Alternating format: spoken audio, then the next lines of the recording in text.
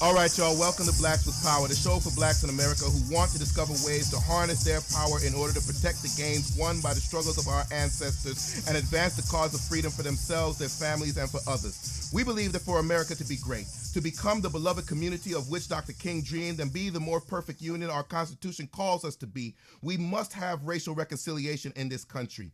And for there to be true reconciliation, blacks in America must empower themselves to compel and encourage repentance for the system and ideology of white supremacy and privilege that has betrayed the ideal of liberty and justice for all. I'm Father Jabril Ballantine, and I will be your guide to harnessing your power and leveraging it in ways to affect the changes that we need to see in order to make Black Lives Matter in America. Thank you so much for listening. You can visit us online at blackswithpower.com. Please like the Facebook page, facebook.com/blackswithpower. Join in on the discussion. Subscribe to the show, brothers and sisters. iTunes, Stitcher, Google Play, TuneIn, YouTube. Listen to the previous episodes. Give us a thumbs up. Give us a thumbs down. Let us know what you like, what you dislike, so we can fine-tune and refine this show for you. Then share your favorite episode with family, with friends, because truly, brothers and sisters, all voices are needed.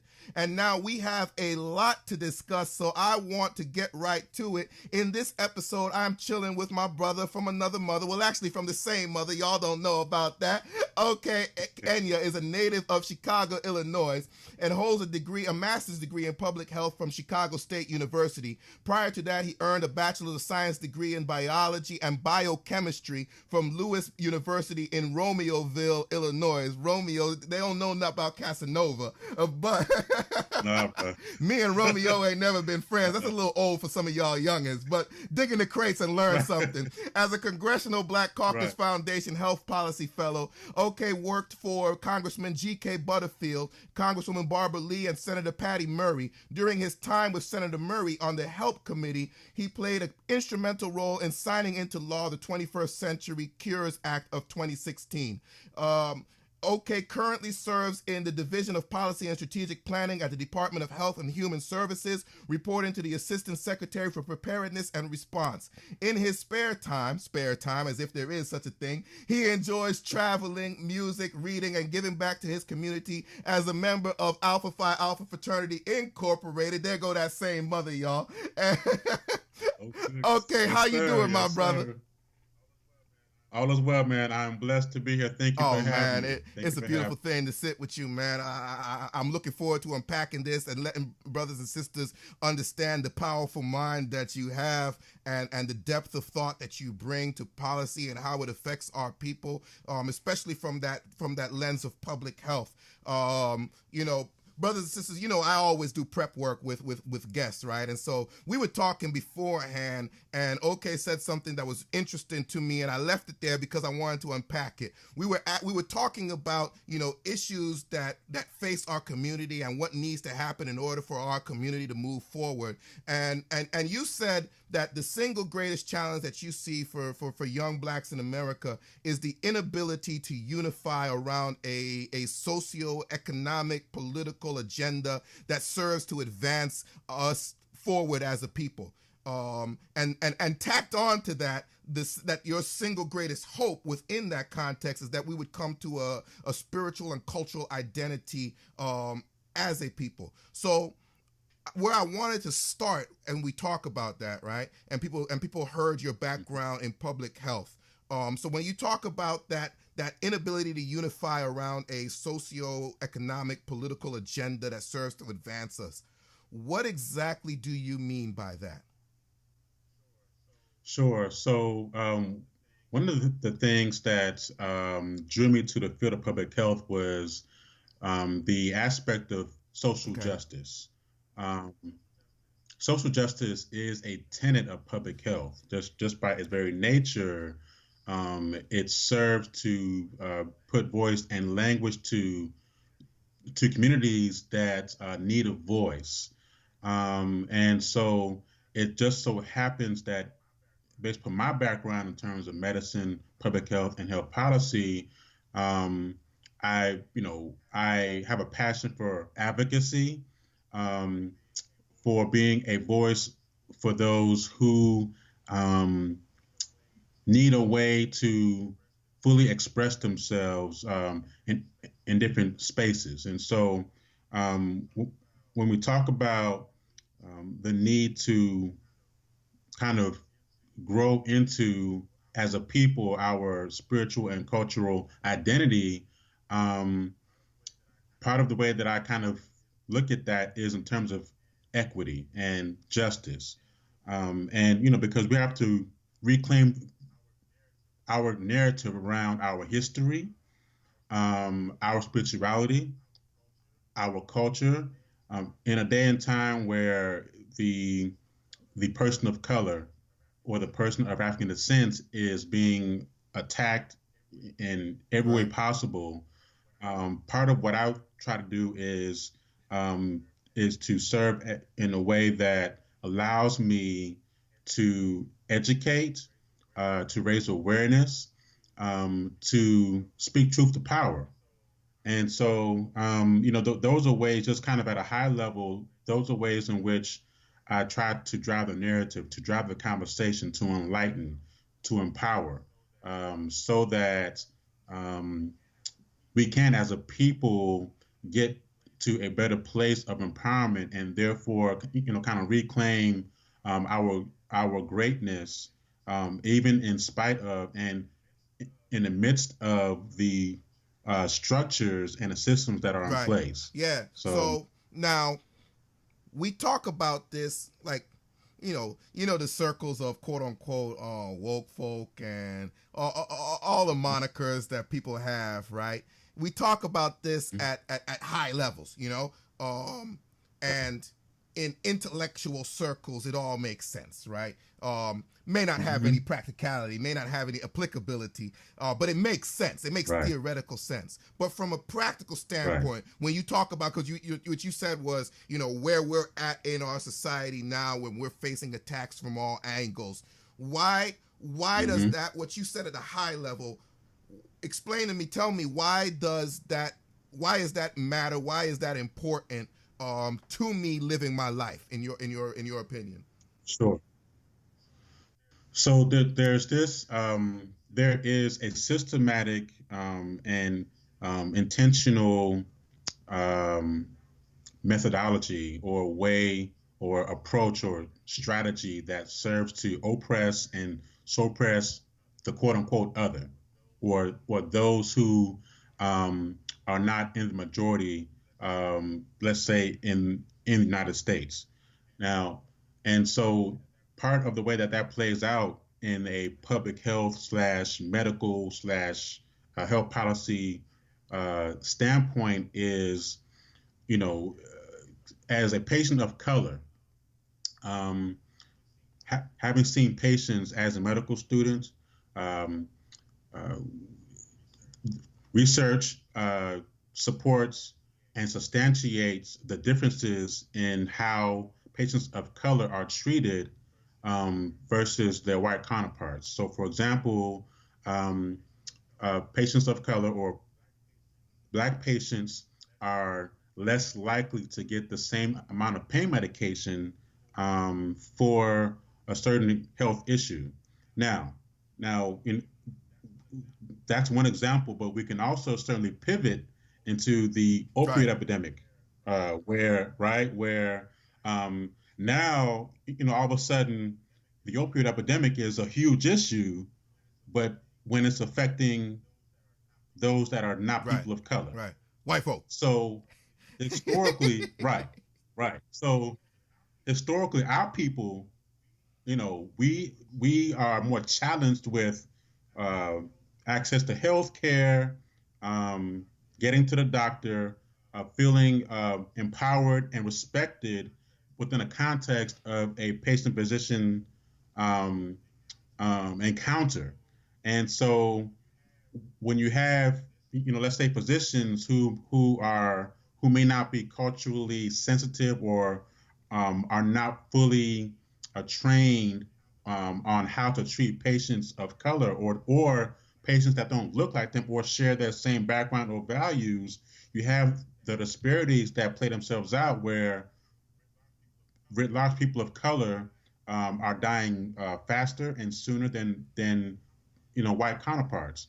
So, and again, that kind of gets back to just kind of this false narrative or this false notion about how some white people view um, people Mm-hmm. of color, um, and we know our history. If you are a student of history, then because we can talk about Tuskegee, Right. right? And I mean, there are so many examples of people of color who have been disenfranchised, ostracized in all contexts, every sphere of human endeavor. The person of color has been attacked, maligned, and maltreated. So, um, that's kind of on a more granular level. That is one way in which the supremacist framework manifests itself, Right. on the ground. Right. Uh, So then, so, so mhm. then, like when we look for, you know, we say that one of the biggest issues is the inability to unify around this agenda, right? Yes, So in your mind, right? Because I agree. And I also say that we don't really have an agenda. You know what I mean? We don't really hmm have a cohesive agenda. We don't really have a comprehensive agenda.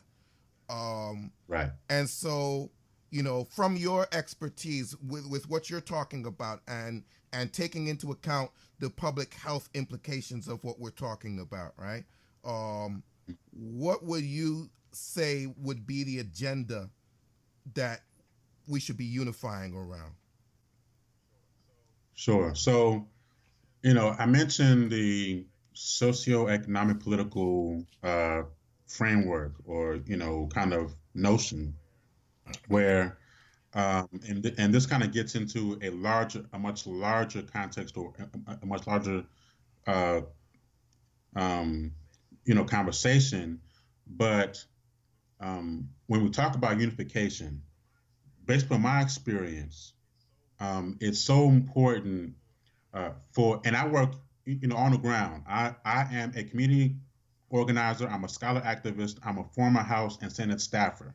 So I navigate both on the ground and in the Right. policy space. And so part of the strategy is that, okay, can a group can a group of people uh, make the decision to select 2 to 3 agenda items, right? So whether that's getting uh, more jobs, or whether that's mass incarceration, whether that's health equity. What are the 2 to 3 issues that enough people can choose to unify around long enough to effect long lasting Yeah. positive change? And so, and now, part of the challenge when it comes to, as I've experienced, people of color, um, is that, well, one, again, if we're talking about history, we if you are a person of color or a person of African descent, you know you have your own unique history, tribe, background. uh, um, you, there's also your whole um, your cultural background, your spiritual background. And so when um, the continent of Africa was being split by the British, by the Dutch, by the French, part of that process involved splitting families apart and splitting and disorganizing the family unit, and then the language was lost. So if you're not speaking the same language, words matter, and then that tends to make it more of a challenge to get on the same page, to get behind some agenda that um, is is cohesive enough to create meaningful change. So um, So then, what would be the part of the way pieces that I that grew you up, yeah. what would be the pieces that you would identify then? So certainly one is to become so okay. Um, to get to a place, so if we start off um, with education, just start there. uh, can we, as a people, unite around how to best educate our children and ourselves? So that's one agenda item. What does that look like? And then, can we unite around ways in which we could create our own wealth as a people? So that's the uh, the the jobs piece, right? How can we create a culture um, that fosters entrepreneurship? So you have the education, you have the entrepreneurship, um, and and then you have the power of politics, not partisan politics, but just politics Yeah. writ large. So, how do we um, create a very easy to understand um, agenda of those three pillars? How do we build on that and just kind of But start there? don't you So think that that's that kind of fields some of the discord though? I agree in principle, right? I agree in principle. The mm-hmm, question that I have, especially when you triggered the question in me when you put that last piece on the politics, right? yeah, And then this Malcolm quote that always sticks in my head ran through my head. You know what I mean? The black man was sickest of all mm-hmm, politically, for he allowed himself to be fooled into being such foolishness as a black Republican and a black Democrat when a 10% strong black right, vote block would change the dynamic of American politics overnight. That's like seared in my uh-huh, head, right? And so when you said that, that ran through my head real quick, and I spun back around to your first 2 points. And I wonder if that's not some of the dissonance, right? Because here it is, right? We talk about, education. I agree 100%. We got to do something about education. I mm-hmm, remember Dead Prez in one of their songs, Day Schools, on their first, popular album, which had, is bigger than hip hop, where they were like, they schools, until education is educating me and taking me where I need to be out this bull, then F education, right? right, And right, so from that framework, right, we may disagree on whether it's charter schools, whether it's better improving public schools, whether it's private schools, whatever type of schooling it may be. But what we should be able to agree on is that the system is failing us as a people, not us as Democrats, yes, not us as Republicans, not public schools yeah, failing, not charter schools failing. No, the system is failing us, and so it's like when absolutely, that's where you got me with that not partisan politics, right? Because it's like it seems to mm-hmm, me, and you work in the public policy space, so this is why I'm putting all of this before you, right? It seems to me that we right, get bogged down in partisanship. Even though we're all black, yes, we get bogged down in, well, that's a Republican agenda item, so we can't support that, uh-huh, or that's a Democrat agenda item, or whatever, and we ain't getting to the meat and potatoes. It's like they got us absolutely, spinning around chasing our tail while they continue to screw us. So, so absolutely, from your absolutely, expertise in looking at policy and understanding all of those dynamics, right? Understanding that yeah, eventually legislation's got to get passed, you got to get votes, you got to win elections, so on and so forth. How do you get mm-hmm, out of the morass and into a space where we are that black vote block? right. So that's where the education piece comes in, right? So like these three pillars, like so we have to get to a place where um, we, we have to be consistent about education, like raising awareness. And in fact, if you want to take a deeper dive into voter education and voter civic engagement, where um, there's there's a culture of voter apathy. There's this lack of um, um, timely and well framed messaging that is important when it comes to trying to reach people beyond, let's say, the Washington Right. bubble, right? Um, so if we can move the needle on the education pillar, that will encourage one to discover purpose, in terms of what they've been put on this earth to do. And then once they discover a purpose and why they're here, and then that should translate into, okay, how can I um, present what has been put in me in such a way that I can monetize my gifts Mm-hmm. and Mm-hmm. talents Mm-hmm. and therefore build wealth. And then with that capital that you now have, resources or access to resources, you now can leverage that into political power. So it's this cycle, right? It's this circle that each leg of this uh, framework is necessary, and it feeds off of one another. And I think when that is in synergy, and that's solid, then that's how I think as a people we can move forward. And here's the other part that I really want to bring home is the spiritual piece. Now, we all have our own unique belief systems, and we all. So I get that, but I think, at least based on my experience, as a Christian, that as you discover who you are spiritually, that should translate into you getting to a place, right, where you become empowered to pursue um, your purpose, to push back against the white supremacist structure that's in place, to call out issues, to speak truth to power. And, with that spiritual capital, you can leverage that into the other spaces that you navigate, because that's what I've Yeah. been doing. Like, and I'm blessed to have grown up in a two-parent household. My parents are in ministry, et cetera, et cetera.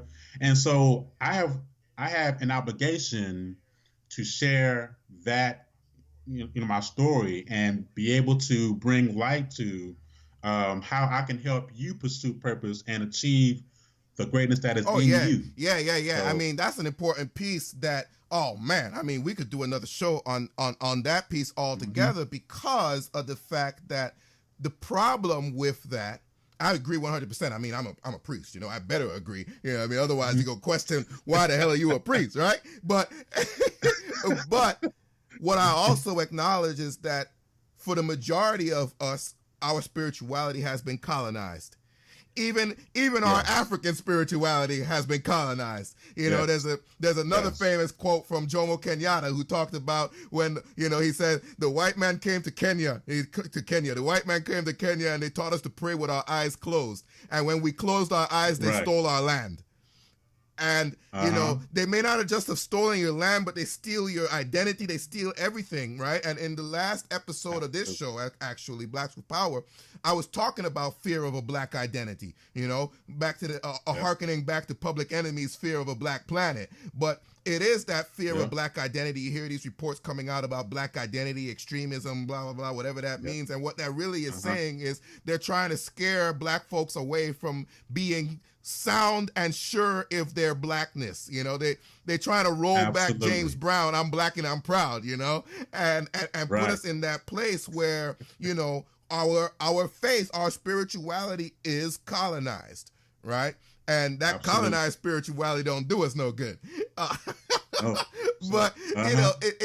it all harkens, it all wraps into that educational piece, because it's not just education as Mhm. far as book sense, it's not just education as far as Right. political savvy, it's also education in terms of economics, like you touched on, and also Right. spirituality, like we touched on, so Yes. when you say Right. in terms of moving the needle on Mm-hmm. on spirituality, and looking at things, right? It's we're still in year one of the Trump age, and Right.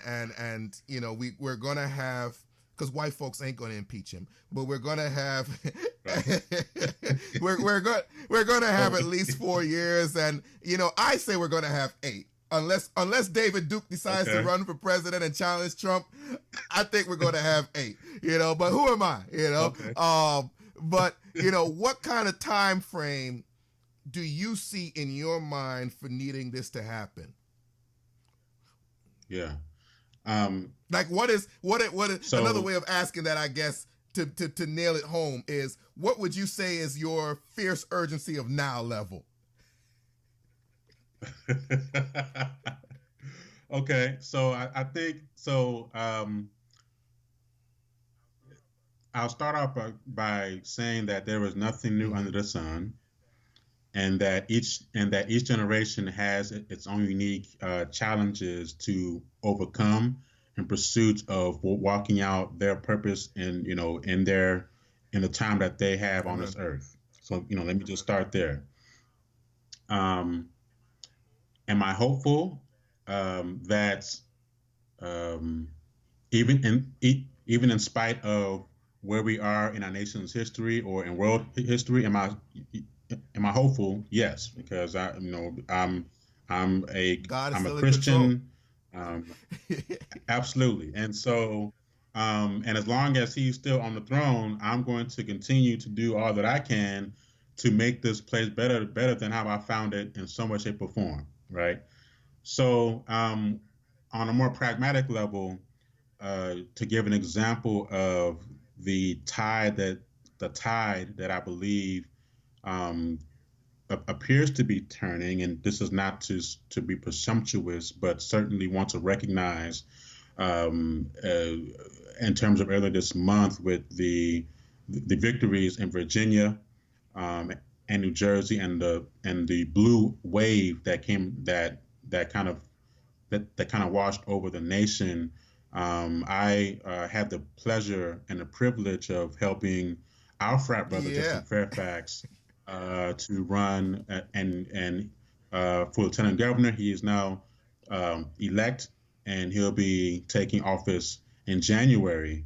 And uh, the Commonwealth of Virginia, in my estimation, was the bellwether for the nation, and is in terms of um, the potential flipping of seats, both in the House and the Senate. Now, obviously, it's still early, but if there's any indication from what we saw to transpire a few weeks ago in federal gubernatorial, state and local races across the country, then that is a good sign. Now, obviously, we want to be vigilant, and we want to continue to build on the successes that just transpired a few weeks ago.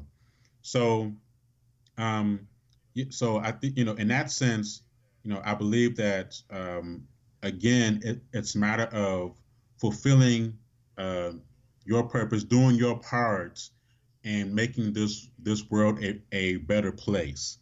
And that is part of what drives me. And I mean that's really all that someone can ask for.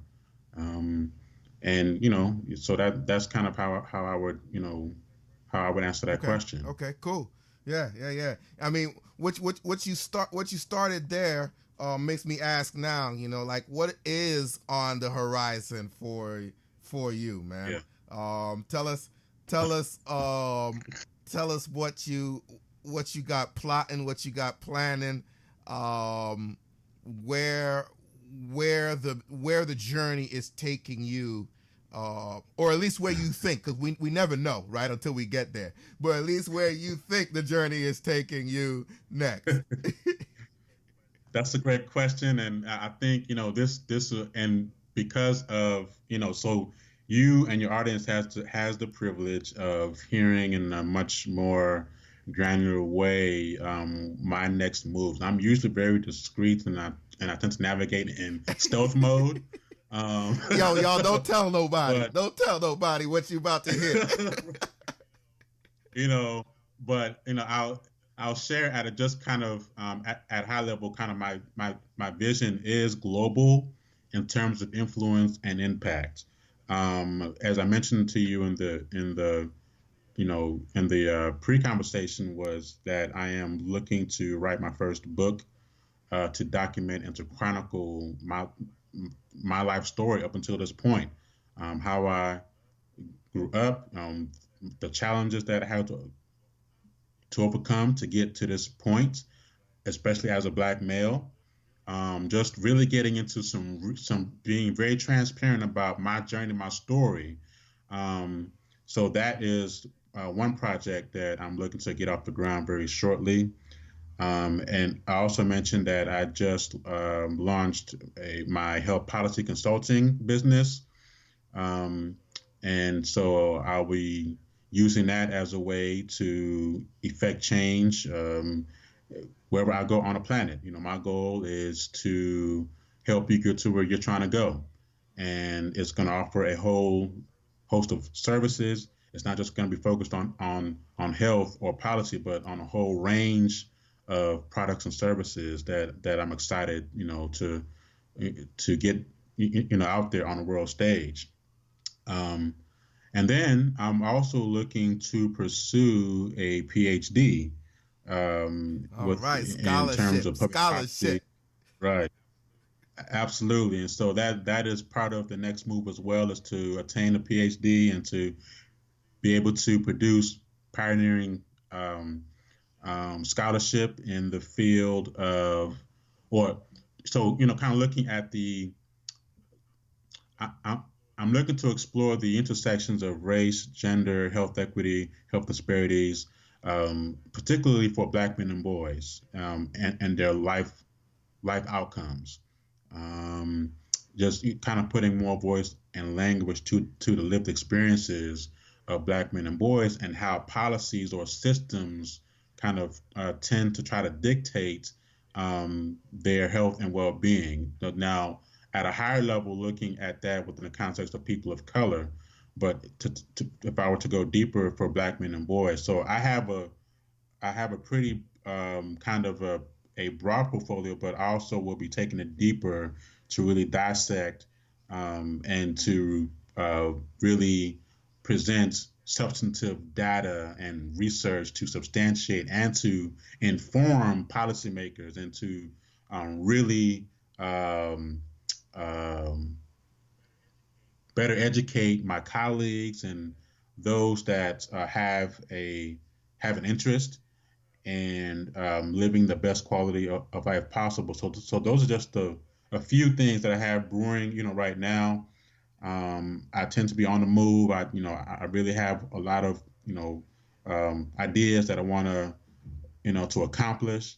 And so, this is where it starts, Yeah, and it's yeah. of critical importance, y'all. We were talking before about how, and this is for especially for you all who are in the field of public health, who are in the field of health care, in the myriad ways that healthcare comes to bear. Whether it's medicine, whether it's policy, so on and so forth.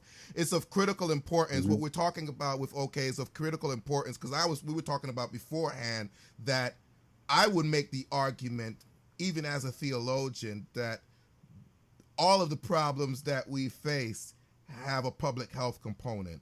That Correct. Dr. Joy Leary, Dr. Joy DeGruy, wrote this book, Post Traumatic Slave Syndrome, and Hmm. speaks about the public health effects of the legacy of slavery, and how everything that we Correct. are facing is almost a psychosis, almost some sort of public health concern, and the Yes. steps that we would be able to make as a people towards unifying around that agenda that you were talking about earlier, if we Yeah. understand and engage the public health components of that. So I wanted to bring forth Brother Enya to you all so that you all could meet a giant in the public health arena.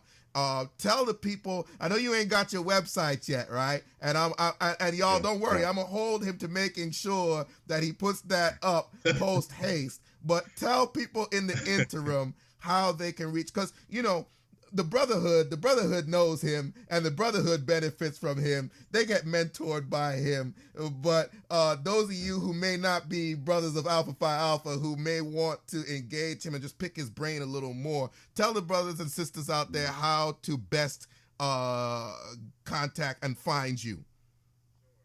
Sure. So you'll be able to find me on LinkedIn as ok.k.enya and also on Facebook. And so with the same name. Once I get my business off the ground in terms of social media, I'll be all over social media.